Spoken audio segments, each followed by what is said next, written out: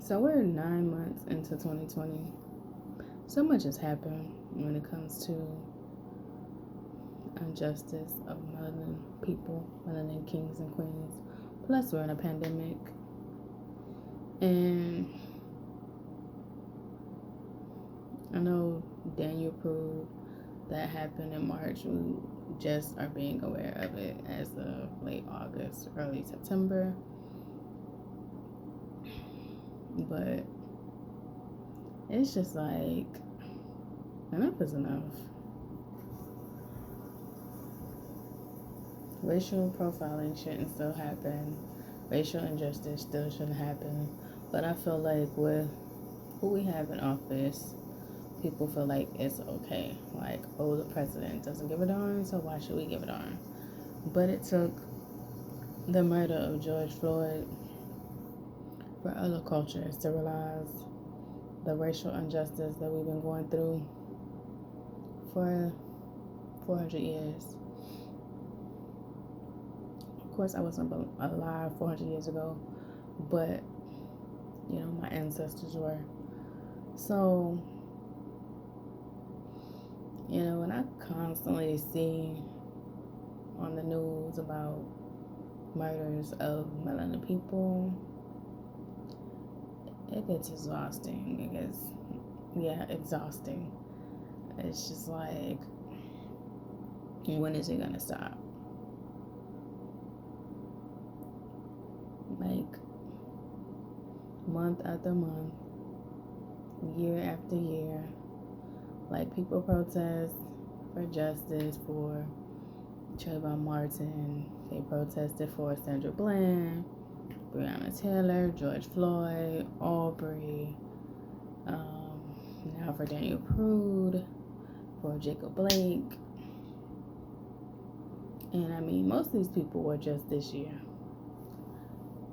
So, Trayvon Martin, I would say, I don't even know how many years ago it was, but that was very sad to me that a young man was walking home from the store and was murdered by a Caucasian due to the fact that that Caucasian felt he was unfamiliar in the area when all he was doing was walking back to his father's residence, and he got off. So, but then again, when you look back to like Emmett Till and Black Wall Street and how people got off then, it's nothing different in the racial injustice now. Honestly, it's years, many years later, and some of the same stuff is happening. And I wasn't around when a lot of this stuff happened, as far as Black Wall Street and Emmett Till are concerned, or even slavery for that matter. But I mean, my parents talk about things have changed to an extent from when they were kids till now. But I'm like, why is it that Martin Luther King has passed, John Lewis has passed, C.C. Vivian, and these iconic people in our history, and we're still fighting for the same thing, for racial injustice. I'm not saying that their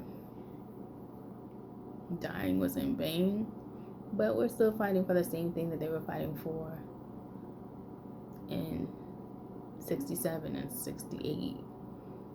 So, I don't know, man. If y'all feel like I'm wrong for what I'm saying, comment.